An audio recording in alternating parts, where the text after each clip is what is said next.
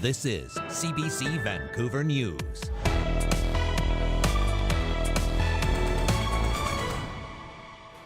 Raising vital funds for the growing number of people facing food insecurity. The 37th annual CBC British Columbia Food Bank Day. It's Food Bank Day here at CBC. Plus, a deadly infestation. You can end up with top break.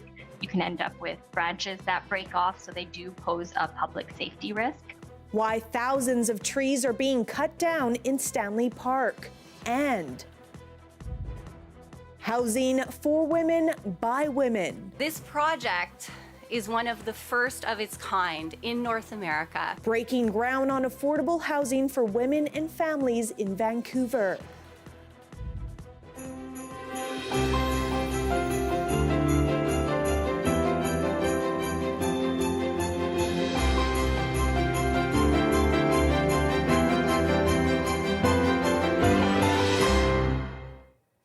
Good evening. Thank you for joining us. I'm Janella Hamilton. It's Food Bank Day here at CBC Vancouver. Phone lines opened at 6 o'clock this morning with several local artists hitting the stage throughout the day. And so far, more than $1.4 million has been raised thanks to the generosity of community members.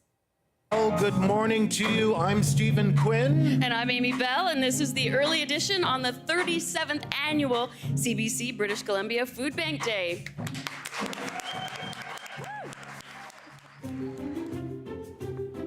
And here we have a look at the latest donations and the total so far, nearly $1.5 million since CBC BC began hosting Food Bank Day nearly 4 decades ago. More than $18 million has been raised for our local food banks.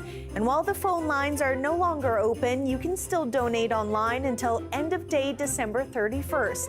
Head to foodbanks.bc/CBC Food Bank Day.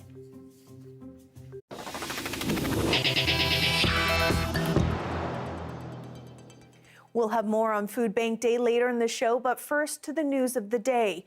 Police are investigating the death of 2 people in Richmond. Officers say they were called to a home on Goldsmith Road yesterday evening following reports of a suspicious circumstance. When they arrived, RCMP found the bodies of 2 people inside the home. IHIT is now investigating. Police have released little information and say they are in the early stages of the investigation. Thousands of trees in Stanley Park have been devastated by an infestation of the hemlock looper moth, and now crews will have to cut down as much as 25% of trees at the park. Certain areas will be closed on and off throughout the weekend as work gets underway. Here's Yasmin Gandam with more on why the clearing is necessary for public safety. Crews busy at work cutting down an estimated 160,000 trees as a result of a moth outbreak. And while it may seem like a lot of trees, forestry experts say the purge is needed. We have some areas in the park with very, very dense forest or dense tree stands. And some of those are dead and dying, and those will be the kindling that will start a fire if there's a source of ignition. And we know there are lots of people using the park. The park board says the tree removal is essential to restarting the forest afresh and giving it the strongest chance of withstanding future threats. And it's not just looper moths putting the forest through some tough times. The ongoing drought conditions have played a part as well. And that means without clearing the trees out, things could be dangerous. You have a lot of dead trees, and with these dead hemlocks especially, you can end up with top break. You can end up with branches that break off, so they do pose a public safety risk. And that's why in a lot of publicly used areas, they may close areas off to ensure that no one is injured. The majority of the trees impacted are western hemlocks, and once they're gone, there's a plan to replant with a variety of different trees, including fir, cedar, maple, and alder. While the work will take several years to carry out, traffic in the area is expected to be affected over the coming months, starting this weekend. And today, cars already backed up on Stanley Park Drive with road closures coming into effect. And on Sunday, there will be lane closures on the Stanley Park Causeway as well, with cyclists and pedestrians detoured through the park. Anyone going to or through the park is advised to check on closures, especially on weekends. Yasmin Gandam, CBC News, Vancouver. The province has unveiled the names of 8 stations set to be part of the SkyTrain extension into Surrey and Langley. The project, approved last year, will be a 16-kilometre extension of the Expo line running from King George Station to Langley City Centre. The extension is expected to cost around $4 billion. Some work has already started with the widening of Fraser Highway.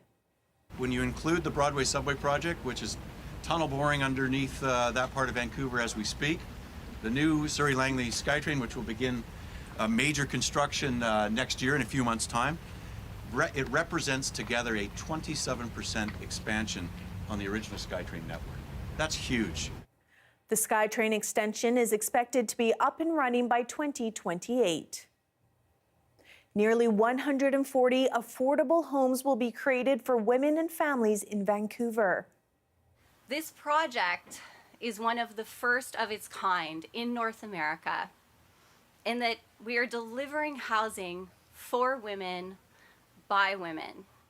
The new 13-story building will be located near Vancouver General Hospital and is expected to be completed by 2026. It will provide housing for senior women, women-led families, and women with low incomes. The development is replacing an aging 21-unit building, but all previous tenants will be given an opportunity to move into the new homes. We're learning more about the 3 Kootenay Boundary Regional Fire Rescue members charged with assaulting a homeless man. The fire department has confirmed the men are firefighters and says an internal investigation has been launched. Public safety is at the heart of everything we do. We are saddened and disturbed by these charges and the allegations. The RDKB does not condone this type of conduct on or off duty. Gregory Farabee, Richard Morris and Wesley Parsons have each been charged with 1 count of assault. Trail RCMP says the 49-year-old victim has recovered from his injuries following the April incident. The department says the 3 men are, quote, absent from the workplace at this time. However, it's not clear if they have been suspended. Trail RCMP says the motivations behind the attack will be presented at a future court date.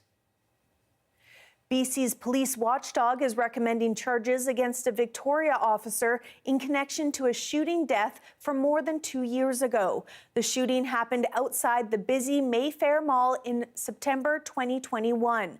Saanich police were initially called out for a report of a man with a weapon making threats. Shortly after, Victoria police were negotiating with the man in front of the mall, and an officer during that interaction killed and killed him. The Independent Investigations Office now says there are reasonable grounds to believe the officer may have committed an offense and forwarded recommendations to the BC Prosecution Service. Meanwhile, the IIO has also been called to a fatal police shooting that took place at an Abbotsford hospital yesterday afternoon. Abbotsford police say an officer shot and killed a man that was reportedly armed and threatening staff at Abbotsford Regional Hospital. The IIO says officers had an interaction with the man before one of them shot him. The IIO says it's looking to confirm details as to what may have taken place. It's World AIDS Day, and the province says there's much to celebrate in the ongoing fight against HIV and AIDS. The BC Centre for Excellence in HIV and AIDS says this year marks a virtual end of the domestic epidemic, with cases falling to record lows. It's a long, long way from the early days when an HIV diagnosis was almost always a death sentence. That was the case for well-known Vancouver artist Joe Average, who was diagnosed with HIV when he was just 27 years old. Radio Canada's Monier Blanchet caught up with the artist, now in his 60s. Where do you want me? Joe Average exceeds his own name. The Vancouver artist is nothing short of a visionary. But the painter hasn't touched a brush in 20 years. Soon after, he was diagnosed with AIDS. My doctor told me that I should consider getting my affairs in order and that I probably had 6 months left to live. Unemployed, he decided to fully enjoy each moment of his life and started sharing his art with a wider audience. The only thing that I ever got any attention for was the doodles in my notebook. And so I thought, well, let's put that on some bigger paper and see if we can sell this stuff. To his amazement, his first exhibition was a success. His friends say this was largely due to his use of bright colors. So he put orange in front of blue, and the blue was better. And so you could see little streaks of color, if you will, that just made the painting feel like it was alive. Carol Sabiston was Average's teacher in high school. She says his art is even more striking, considering his private battles. He's just an incredibly positive person. Knowing the adversity that he's gone through is really amazing. I know that he is well loved and well regarded by the entire community. In 1994, Average created a painting titled One World, One Hope for the 11th International AIDS Conference, held in Vancouver 2 years later. The painting expressed fragility in the face of AIDS and the need to work together with love. That is his most well-known painting to this day. That painting put me on the map. I'd say it's probably my favorite painting. In 2021, he became a member of the Order of BC. It's the way I want to see the world. Just happy and bright and colorful and without confusion. And it's my little love letters to the world, I think, are my paintings. This tireless fighter has created a rich body of work, something he now takes pride in. You are a wise elder. And I went, yes, I will gladly have that title of wise elder. I think I've deserved it, and I think I can fit that role. And so I'm very content being a wise elder now. Monia Blanchet, CBC News, Vancouver.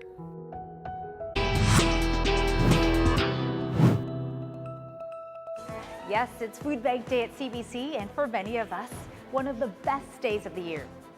Coming up, we take a look at some of the highlights from today's CBC Food Bank Day. We'll be right back.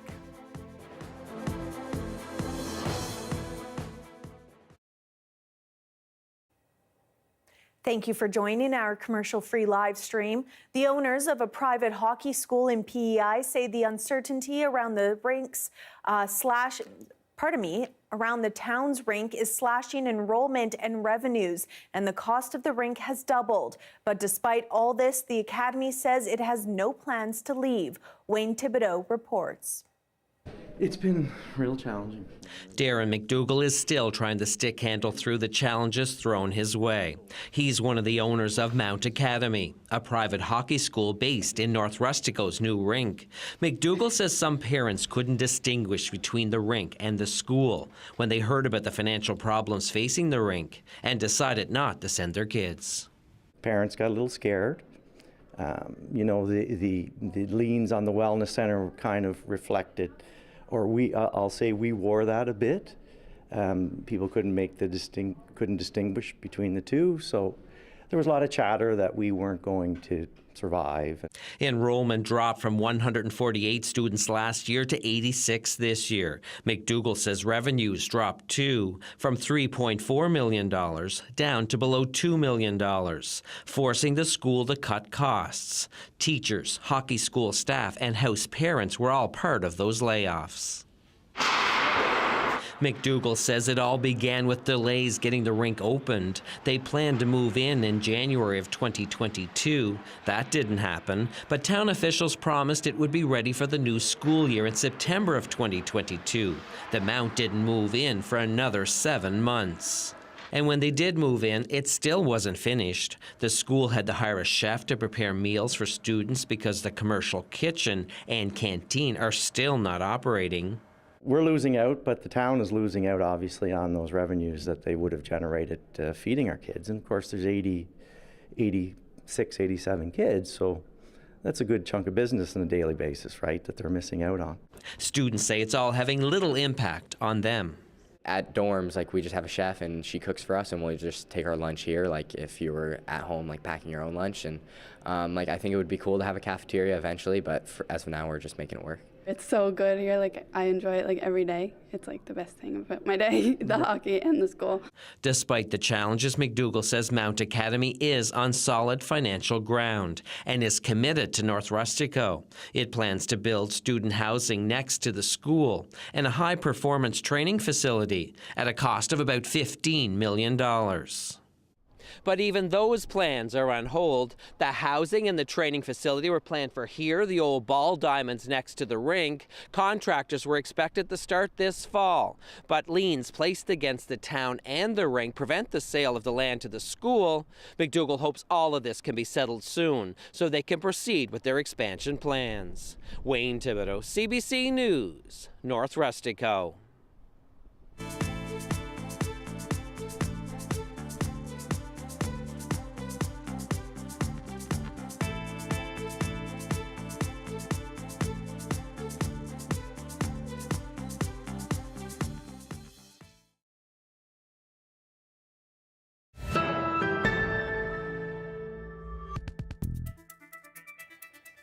Well, as mentioned earlier, it's CBC BC's 37th Annual Food Bank Day. For an entire day, we dedicate our broadcast to raising funds and awareness for the more than 100 food banks across the province.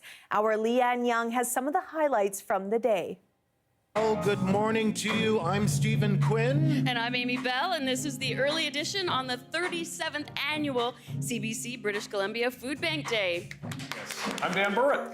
And I'm Leanne Young. Welcome to our live special broadcast of the 37th Annual CBC BC Food Bank Day. BC today. So excited to be here with Michelle Elliott. And I'm so excited to be with Margaret Gallagher, hosting for the first time as host of North by Northwest on her birthday.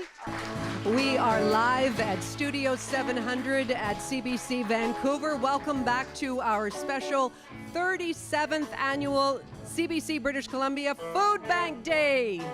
Yes, it's Food Bank Day at CBC, and for many of us, one of the best days of the year. A day where we celebrate your generosity and help our neighbors. And as you heard, the need is greater than ever. We're just seeing more and more people coming to the food bank.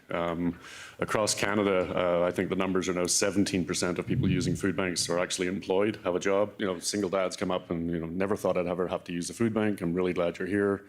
My rent just went up 25-30% and just can't make it anymore. How is that affecting, donations coming into the food bank? Because, everybody's feeling that pinch on their wallets. Yep, it's making life very hard for food banks because they are seeing a drop in donations. It's the reality. People have less to give. We actually are still helping people that are displaced. So we still have 200 people that their house is burned down and we're in behind the scenes. We're doing some Christmas stuff for them. So it's going to be a long recovery for them. And then on top of that, the biggest crisis we're in is inflation, right? And so we're actually serving more people now in December than what we were during the fire crisis. I think it's important for us, for me especially, that I give myself, but also think about how to raise awareness about how this issue is a systems issue. So we also need to kind of collectively work towards making sure that, people are no longer hungry in this very wealthy country. And boy, did all of you step up. You donated online, you called in, and while it wasn't an open house like years past, we were so happy to have you, our generous audience, show up at our Vancouver studio. So what brought you guys in? Oh, I mean, we used to come here before and really enjoyed it, and we like to, give back to the community, and CBC always puts on a really nice event, and I think it inspires people to donate to the food bank. I think it just brings us all closer together. It's about being grateful. It's a time of reflection to look at the abundance that we all have in our lives, and then to be able to share that fortune. And we had a little fun along the way with wicked bands, Big donations, special guests. It's obviously, the time has never been greater for need. There's a food bank close to my house. I see the lineups all the time. And they've just gotten bigger. But I think CBC does a very good job of connecting the dots between climate change and food scarcity and global conflict and why it is food costs are going up and helping government communicate messages about why we're taking the actions that we are. And stories of your generosity spanning city to city. A group of supporters, they have called themselves the Friends of CBC Prince Rupert, missed the Food Bank Day events, and so they planned their own this morning at java.cup. I dropped by there first thing this morning, really early this morning. The sun wasn't even up yet, and they had exceptionally generous hearts, and they raised $1,885 in under 2 hours. And the Campbell River Food Bank, just to name a few, but the Campbell River one really stood out to me this morning because, we talk about how much the need has gone up in the last year. In Campbell River, I had to ask this twice and hear the answer twice. They say the need has gone up 60% in 1 year. The demand for food at the Campbell River Food Bank has gone up 60% in 1 year. Can you imagine that?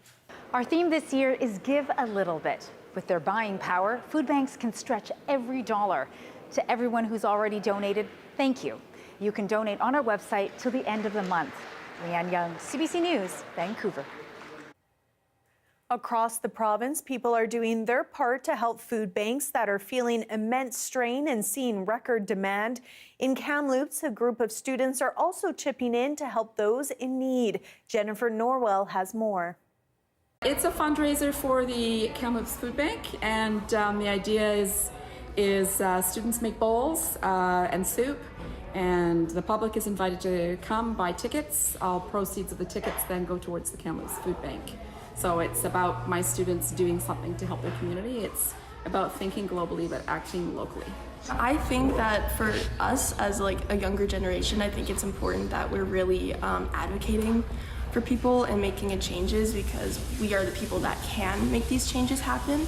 We've been making bowls for the Empty Bowls Project. We've also been hand painting ceramic bowls with enamel paint that'll be baked in the oven, and we've been painting acrylic paintings that'll be used in a silent auction for the Empty Bowls Project. This piece is a buffalo, and it comes from the Indigenous culture. It's one of the 7 grandfather teachings, and the buffalo means respect. We have students at our own school right here that face food insecurity, and other students who have no idea what that's like. And I think it's important for them to realize that even in their own community, there's a need out there and that they can do something about it. I thought that it was a good opportunity to be able to help the community and be a part of the community.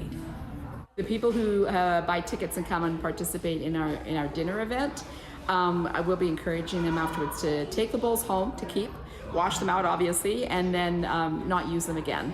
If they leave them sitting somewhere in a spot on a shelf, just as a reminder that we have people in our own community that face food insecurity, and of course around the world, people that face food insecurity, so that they're reminded and perhaps are empowered or motivated to contribute and do something themselves in the future. So the idea that this is going to be bigger than just a one-night event as well. Here we have a live shot of a very soggy downtown Vancouver. Darius will have our full forecast coming up next.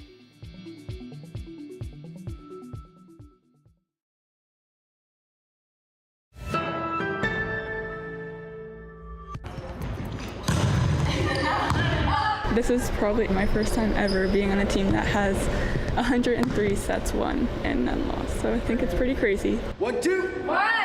I've had some really good teams, but obviously never any team at this level. We knew coming in after last year having a strong team and with a majority of them coming back that it was kind of going to be a year where we were going to have that really strong team. And I think right from the beginning they just kind of came in, and as a coach it was easy because they just kind of ran with it. They came in, they knew what to do. I think it's just a great experience for the girls. It's such a bonding thing, and you learn so many life lessons, like whether it's kind of learning to work with everyone and being on time and putting in the work and all that little stuff.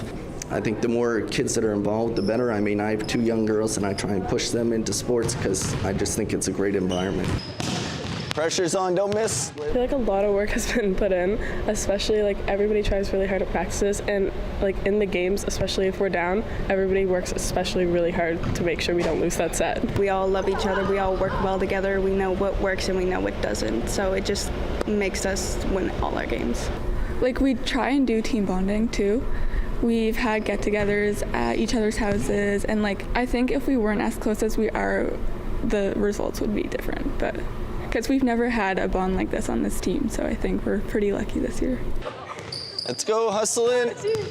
You try and tell the girls, you know, school has to come first. They have to stay on top of that stuff. But it is a really busy schedule. We're kind of go almost every day of the week when we have tournaments. So it's hard to kind of stay on top. But again, that's kind of good things for them to learn that, you know, you have to set those things, make that time to get that schoolwork done, and also kind of make time for those bonding things as a team and get together and make sure that you're coming into the gym kind of ready to go. And provincials are coming up this weekend. What can we expect there? The biggest thing, we just try and keep ourselves motivated, keep ourselves kind of going at that elite level, kind of performing, executing at that high level. I think just keeping our composure, playing the way we know how to play, and just all trusting each other. And what would a win mean for this team? I think it'd just be great for all the girls, whether they're this year and girls in the past. Kind of as a program, we've kind of been pushing and getting better and better, so it'd be great to kind of have that banner on the wall. I know it's been a lot of years here, so it'd be great for the school and for everyone.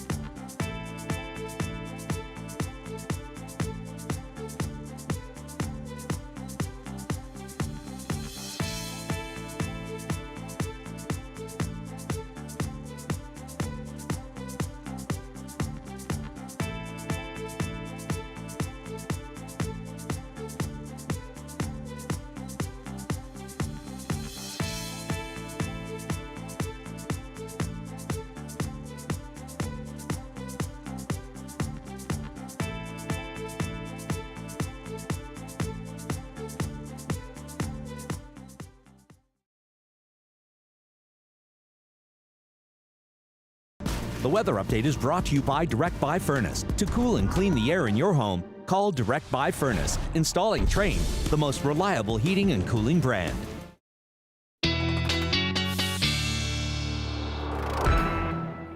Well, Darius Mandavi joins us now with a look at our full forecast in his festive Friday hat. Now, Darius, is very timely to be wearing that hat because I'm feeling the frigidness outside a little bit. Is that going to be continuing? Yes, I didn't bring another hat today, so when I went out for lunch, I wore this one because there's a nip in the air. Tis the season, for sure. It's all good. Yes, temperatures are coming up both on the coast and further into the interior. But as we see here, we're going to have low pressure across the province. A few ridges, that you can see in this blue, sort of popping up throughout the weekend. So those will be our dry periods as those multiple systems start to roll through. But we do get a break. Tomorrow should be a little bit drier for most of the coast. But then we have those flurries break into the interior, though. And then later on Sunday as well, we should have a bit of a break from the rain, but still considerable rainfall coming. You can see here we have another system rolling through. Plenty of snow coming throughout the interior tomorrow, but mostly dry on the coast. Then that other system comes late on Saturday, pushing in for an overnight Sunday, and then some early morning showers on Sunday as well. Then as that system passes through, we dry up a bit again, but then a big system rolls in Monday, probably into Tuesday. So expect considerable rainfall in terms of accumulation. You can see plenty of snow coming for the interior and along the coastal mountain ranges, as well as higher elevations on the island as well. But plenty of rain coming. We're probably looking at around close to 60 to 80 millimeters by early next week for the west coast of the island, closer to 40 to 50 millimeters for the east coast of the island. So definitely some significant rainfall coming. Then if we look at our temperatures coming up in the interior over the next few days, staying similar on the coast, a bit of a drop tomorrow, but then coming back up on Sunday. But really it's the interior. We've been seeing very chilly temperatures, especially up north, and those highs start to come back up into the positives. So that should be a bit of a nice break in terms of the cold. We see plenty of snow and rain coming tomorrow, but just periods. Again, Whistler not going to get constant snowfall or rain tomorrow, and then because it's our dry day. And then you can see pretty consistent forecast. Heaviest rain on Monday, easing up a bit later into the midweek, and then we have our slightly drier weekend. I did that in a weird order, but I think you get the gist. Thanks so much, Darius. Thanks, Janella. That is your late news for this Friday. Thank you so much for watching. A reminder, if you did not have a chance to donate to CBC's Food Bank Day, you can do so online. Our total so far, nearly $1.5 million. You have until December 31st to donate.